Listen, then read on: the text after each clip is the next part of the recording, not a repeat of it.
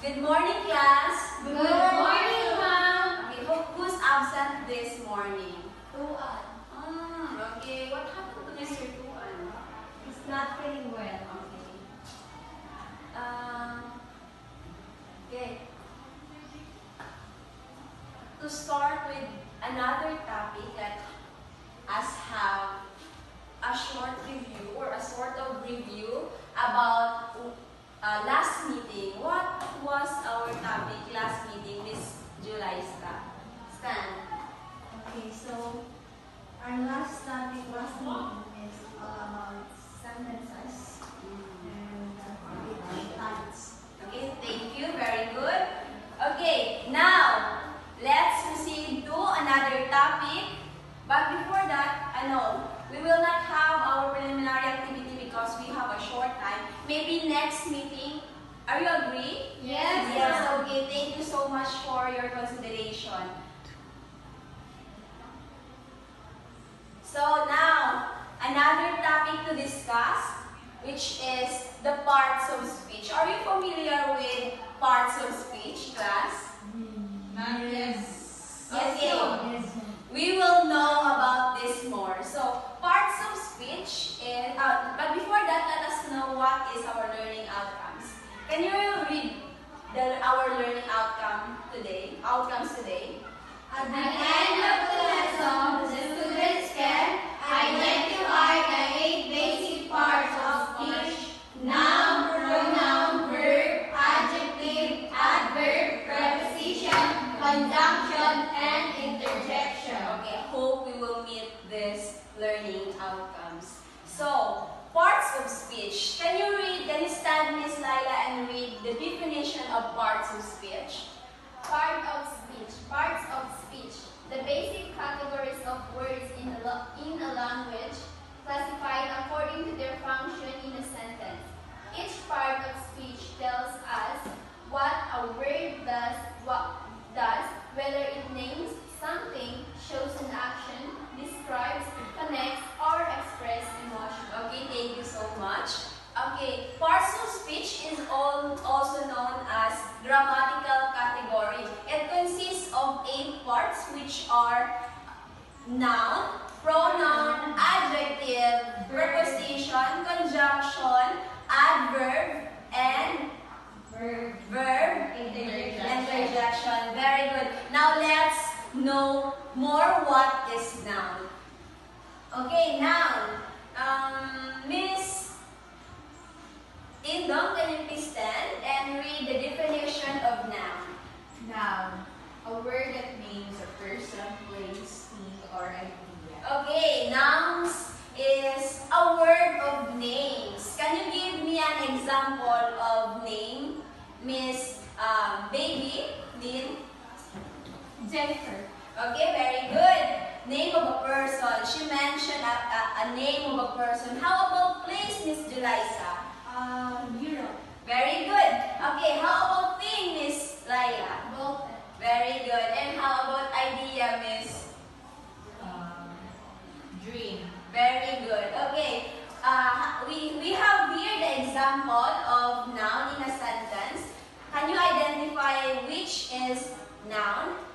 This is Jennifer. What is the noun in the sentence? Jennifer. Very good. Now let's proceed to another one, which is the pronoun.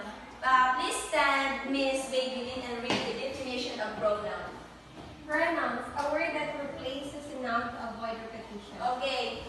The role of pronouns is to replace the noun or the subject. For an instance, she is smiling at the camera. Where is the pronoun in the sentence? She. Okay, she is the pronoun.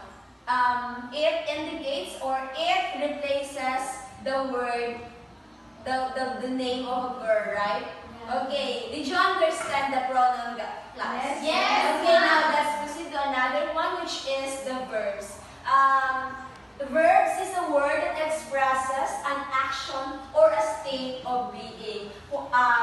In a short word, verb is an Action. Very good. So here is the example. They are spinning and dancing.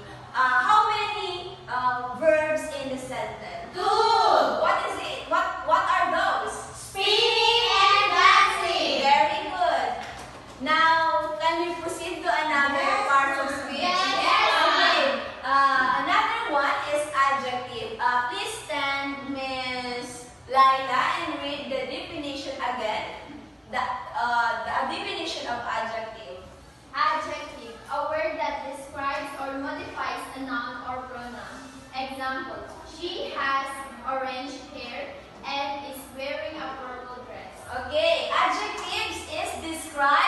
modifies what?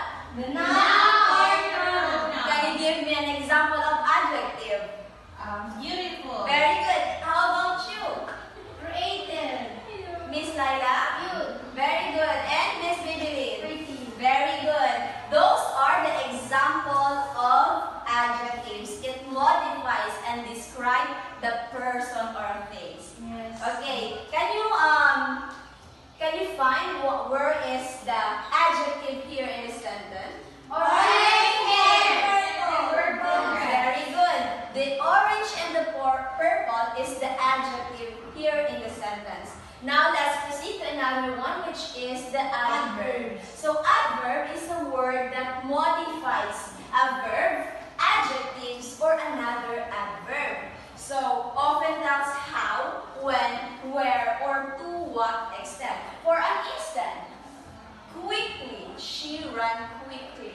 So after the verb, there is adverb. So another example is slowly. He walked slowly. After the verb, there is an adverb because it modifies what? The verb. Walk. Verb and what? Verb and adjective and Adverb. Another adverb. very good. So quietly is the baby slept quietly. Where is the adverb in the sentence? Quietly. Very good. So another example is happily. They played happily. Where is the adverb here? Happily. It modifies the word Play. very good. Now let's proceed to another one, which is the prepositions. Miss Indo, can you read the definition? Prepositions, a word that shows the relationship between a noun or a pronoun and another word in a sentence. Okay. For example, the balloons were floating above her head. Okay, it connects the noun and pronoun, the relationship between the noun and pronoun or another word. Where is the preposition here? Above. Very good. It connects the Floating and her head. very good. Now another part of speech is conjunctions. Conjunctions is a word that joins words, phrases, or clauses. We use conjunctions to join the words. For an instance, we can go to the park or stay home. Where is the conjunction? It joins the park. Yes, very good. Can you give me an example of another conjunction? Yes, and one, okay, Miss Baby Lynn. She is singing and dancing. Very good. Where is the conjunction in the sentence? The end. Very good. Another hand. Okay, Miss Belisa, you are looking at me. I am neither do I like them nor love them. Where is the conjunction in the sentence? Neither and Very good. So, I believe you all know what this conjunction is. Yes. Am I right? Yes. Okay, now let's proceed to the last part, which is the interjection. Interjection is a word or phrase that expresses strong emotions or sudden feeling. For an instance, wow, that's amazing. Wow, that's amazing. Wow. Where is the interjection in the sentence? The wow. Give me another interjection, Miss Idel. Wow. It expresses emotions. Boom. Yes, thank you so much, and hope you've learned something this morning. What are the 8 parts of speech again? Noun, pronoun, Adjective, adverb, conjunction, preposition, and verb. Very good. So, hope you learned something this morning. Now, let's proceed to our application. So, are you excited to perform an activity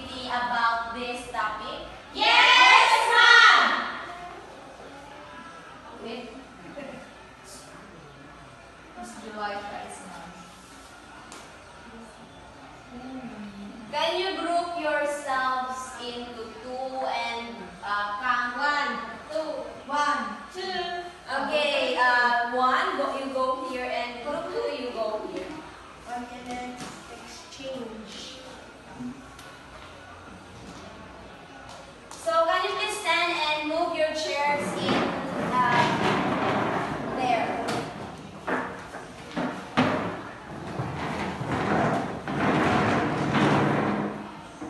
And face your opponent. Form a line and face your opponent. Okay, we will start in Miss Julissa and Miss Indong. And you will, are you familiar with Bathu Pick?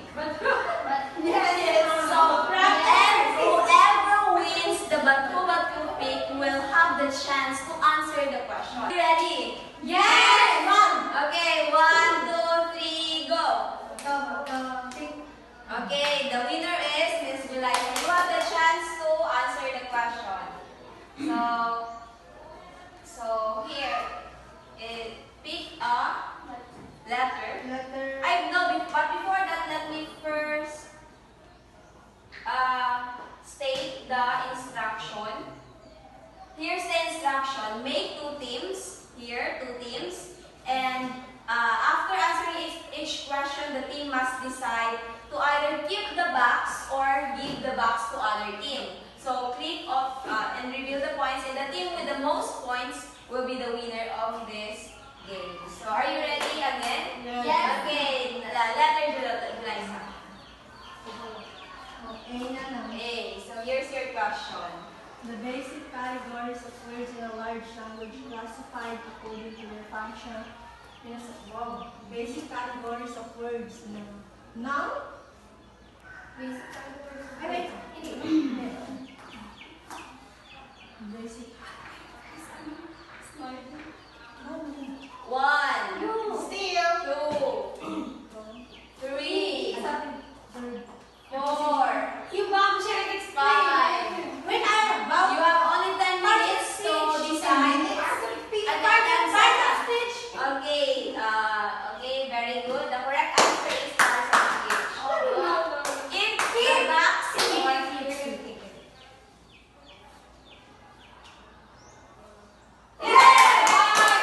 Group 1 has 500 points.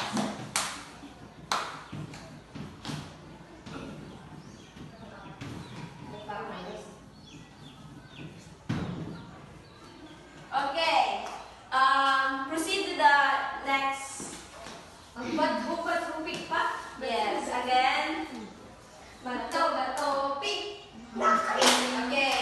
A letter, baby. B. B. A word that replaces a noun of word repetition.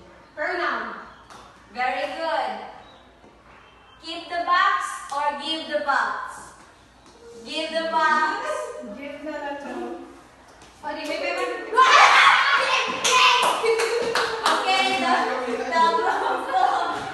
minus 200. Okay, another one. Batu, pick.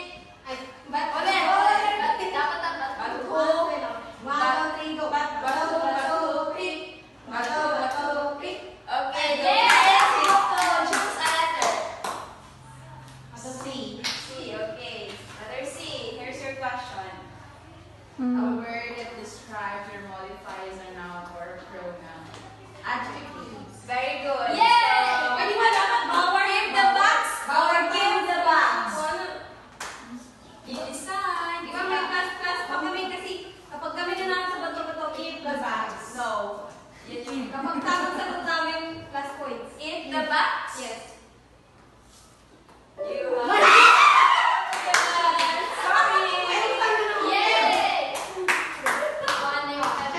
Okay, another one. Bato, pick. Okay, the winner is group 1. Choose a letter. D. Pinili.